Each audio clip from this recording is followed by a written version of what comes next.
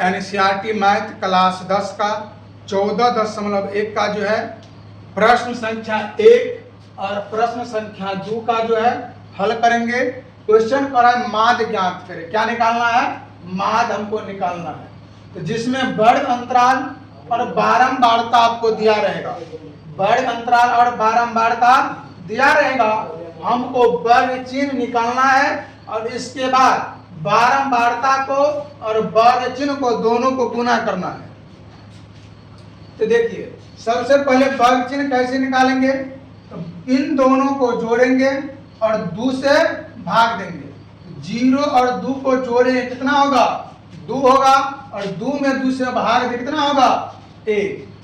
2 और 4 को जोड़िए, 6 में 2 से भाग देंगे, कितना होगा? 3। 4 और 6 को जोड़ेंगे, 4 और 6 10, 10 में 2 से भाग दीजिए 5। 6 8 को जोड़िए 14, 14 में 2 से भाग दीजिए 7। 10 8 को जोड़िए 18, 18 में 2 से भाग दीजिए 9। 10 और 12 22, 22 में 2 से भाग दीजिए 11। 12 और 14 26, 26 में 2 से भाग दीजिए 13। इस तरह से आपका आ गया वर्ग चिन्ह। अब देखिए बारंबार यानी एफ माने बारंबारता और एक्स माने वर्ग चिन्ह, इन दोनों को गुना करना है। तो 1 गुना 1 कितना होगा? 1। 2 गुना 3 तो 2 तिया 6। 1 गुना 5, 5 एकान 5। 5 गुना 7, 7 पंचे 35। 6 गुना 9, 9 छक्के 54। 2 गुना 11, 11 दूनी 22। 3 गुना 13, 13 तिया 39।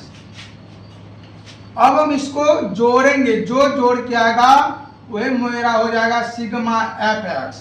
और बारंबारता को जोड़ेंगे, जो जोड़ के आएगा वो हो जाएगा सिग्मा एफ। जोड़िए 1 और 6 7, 7 और 5 12, 12 और 5 17, 17 4 21, 21 और 2 23, 23 और 9 32, 32 के 2 हासिल 3, 3 और 3 6 और 5 11 और 2 13, 13 और 3 16।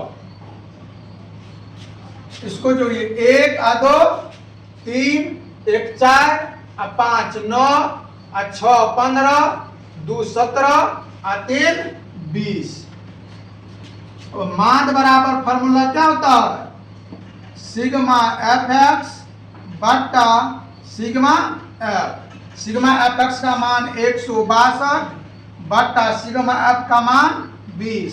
भाग दीजिए 20 अट्ठे 160, बच गया 2.0 एकान 20, यानी 8.1 मेरा क्या हो गया आंसर।